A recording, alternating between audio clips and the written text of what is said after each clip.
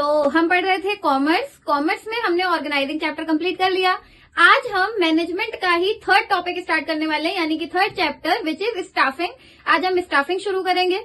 Staffing में 3 topics हमें अलग अलग कवर करने हैं। स्टाफिंग, उसकी मीनिंग, इंपॉर्टेंस, रिक्रूटमेंट, उसकी मीनिंग और एडवांटेज डिसएडवांटेज, और तीसरा टॉपिक है सिलेक्शन। हमें ये तीनों टॉपिक्स स्टाफिंग में कवर करने हैं, तो हम इसको अलग अलग वीडियोस में कवर करेंगे। आज के वीडियो में हम स्टाफिंग वाला पूरा टॉपिक कंप्लीट करेंगे। उसकी इंपॉर्टेंस क्या है, उसके सोर्सेज क्या हैं और उसके फीचर्स क्या हैं, इस टाइप से स्टाफिंग आज हम कंप्लीट करेंगे। तो चलिए ज्यादा टाइम वेस्ट नहीं करते हैं और वीडियो स्टार्ट करते हैं। आ जाइए।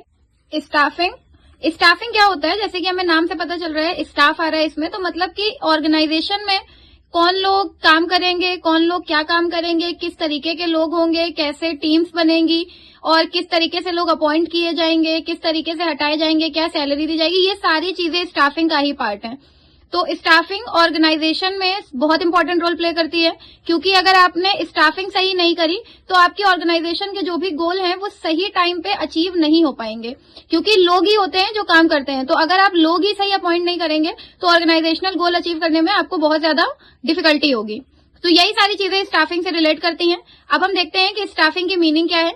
तो it is a part of management process which is concern with recruitment, placement, utilisation and development of employees. Staffing management का ही एक पार्ट है, जब मैनेजमेंट प्रोसेस का ही एक पार्ट है, जिसमें हम रिक्रूटमेंट के बारे में बात करते हैं, प्लेसमेंट्स के बारे में बात करते हैं, यूटिलाइजेशन और डेवलपमेंट ऑफ एम्प्लॉयज की बात करते हैं। मतलब एम्प्लॉयज को किस तरीके से, क्योंकि एम्प्लॉयज जो होती है वो मैन पावर होती है, तो आप मैन पावर को जितना बढ़िया यूटिलाइजेशन करेंगे आपकी ऑर्गेनाइजेशन उतनी ज्यादा डेवलप होगी। तो रिक्रूटमेंट एक तरीके से कैंडिडेट्स का पूल बनाना, उसमें से फिर सिलेक्ट करते हैं कौन सा बेस्ट सुटेबल कैंडिडेट्स है। प्लेसमेंट्स मतलब उन्हें प्लेस करना, मतलब हो गया कि कौन क्या काम परफॉर्म करेगा।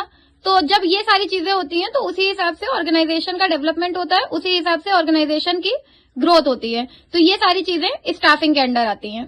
नेक्स्ट हम लोग पढ़ते हैं इंपॉर्टेंस। स्टाफिंग की इंपॉर्टेंस क्या है, स्टाफिंग क्यों करी जाती है ऑर्गेनाइजेशन में, और अगर स्टाफिंग नहीं करी जाएगी तो ऑर्गेनाइजेशन में क्या इफेक्ट आ सकते हैं, वो हमें इंपॉर्टेंस से समझ में आएगा। फर्स्ट है ह्यूज इन्वेस्टमेंट। सबसे पहले तो क्योंकि इतनी बड़ी इन्वेस्टमेंट लगाई जाती है, इतनी सारे चीजें होती हैं, कैपिटल रिसोर्सेज लगाए जाते हैं, तो अगर आप स्टाफिंग अच्छी नहीं करेंगे तो वो सारा पैसा आपका डूब जाएगा। तो इस वजह से आपको स्टाफिंग बढ़िया करनी चाहिए, और स्टाफिंग जरूरी भी है हर ऑर्गेनाइजेशन के लिए। नेक्स्ट है लॉन्ग टर्म इम्प्लीकेशंस। आपको स्टाफिंग के बहुत लॉन्ग टर्म इम्प्लीकेशंस देखने को मिलते हैं। अगर आपने मैन पावर प्लानिंग अच्छी करी तो आपको ऑर्गेनाइजेशनल गोल अच्छे अचीव होंगे और जल्दी अचीव होंगे, और अगर आपने मैन पावर प्लानिंग यानी स्टाफिंग आपकी खराब हो गई तो आपको ऑर्गेनाइजेशनल गोल सही अचीव नहीं होंगे। मल्टीप्लायर इफेक्ट, टाइम के साथ स्टाफिंग का इफेक्ट देखने को मिलता है। जैसे जैसे टाइम बीतता जाता है वैसे वैसे जो ऑर्गेनाइजेशन है वो बढ़ती जाती है। जब ऑर्गेनाइजेशन बढ़ती जाएगी तो उसकी मैन पावर प्लानिंग आप जितनी बेटर करेंगे उतना ज्यादा ऑर्गेनाइजेशन के लिए अच्छा रहता है। नेक्स्ट है लिबरलाइजेशन एंड ग्लोबलाइजेशन। लिबरलाइजेशन और ग्लोबलाइजेशन का जब से लिबरलाइजेशन एलपीजी न्यू पॉलिसी आई है तब से जो कंपनीज है वो एक दूसरे से बहुत ज्यादा compete कर रही हैं, इंटेंस कंपटीशन है। ऐसे में अगर आपके पास मैन पावर अच्छा होगा, ह्यूमन रिसोर्स अच्छा होगा, तो आप दूसरी बड़ी बड़ी कंपनीज के साथ compete कर पाएंगे। अगर आपके पास मैन पावर प्लानिंग ही नहीं होगी, ह्यूमन रिसोर्स ही अच्छा नहीं होगा, तो आप बड़ी बड़ी कंपनीज के साथ कभी भी compete नहीं कर पाएंगे। जो जायंट फर्म्स होती हैं उनके हाथ में मोनोपोली आ जाती है। तो इसलिए अच्छी मैन पावर प्लानिंग होनी चाहिए, इसके लिए स्टाफिंग की जाती है। नेक्स्ट हम आ जाते हैं स्टाफिंग के स्टेप्स पे। कौन कौन से स्टेप्स होते हैं जिनसे स्टाफिंग होती है। पहला ह्यूमन रिसोर्स प्लानिंग। स्टाफिंग करने से पहले आपको नंबर 1 ये सोचना चाहिए कि आपको किस तरह का मैन पावर चाहिए, किस काम के लिए चाहिए, इसी के लिए एचआर प्लानिंग की जाती है। Second is recruitment. इसके बाद आपको कैंडिडेट्स का पूल क्रिएट करना पड़ता है, उसके लिए रिक्रूटमेंट होती है। डिफरेंट पार्ट से डिफरेंट बैकग्राउंड से लोग आते हैं, उनमें से आपको फिर चेक करना पड़ता है जो आपके लिए बेस्ट सुटेबल कैंडिडेट होता है आप उसे ही प्लेस करते हो। नेक्स्ट है सिलेक्शन। रिक्रूटमेंट के बाद सिलेक्शन होता है। रिक्रूटमेंट को इसीलिए पॉजिटिव प्रोसेस कहते हैं क्योंकि उसमें सब कैंडिडेट सिलेक्ट किए जाते हैं, बट सिलेक्शन से कुछ कैंडिडेट्स हटा दिए जाते हैं, वही सिलेक्ट किए जाते हैं जो बेस्ट सुटेबल कैंडिडेट होते हैं। तो इसलिए सिलेक्शन को नेगेटिव प्रोसेस भी कहा जाता है।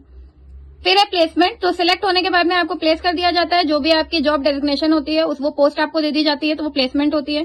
इसके बाद में ओरिएंटेशन होती है। ओरिएंटेशन का मतलब आपको ऑर्गेनाइजेशन से, स्टाफ से फ्रेंडली कराया जाता है, एक तरीके से इंट्रोडक्शन दिया जाता है कि ये इस पोजीशन पे है, ये इस पोजीशन पे इनके अंडर आपको काम करना है, और पूरी ऑर्गेनाइजेशन के बारे में बताया जाता है, तो वो ओरिएंटेशन ट्रेनिंग होती है। लास्ट है ट्रेनिंग एंड डेवलपमेंट। उसके बाद में आपको उस जॉब के लिए पर्टिकुलर जिसपे भी आपको असाइन किया गया पर्टिकुलर जॉब के लिए आपको ट्रेन किया जाता है, जिससे आपका भी डेवलपमेंट होता है और ऑर्गेनाइजेशनल डेवलपमेंट भी होता है। तो ये सारे स्टाफिंग के स्टेप्स हैं।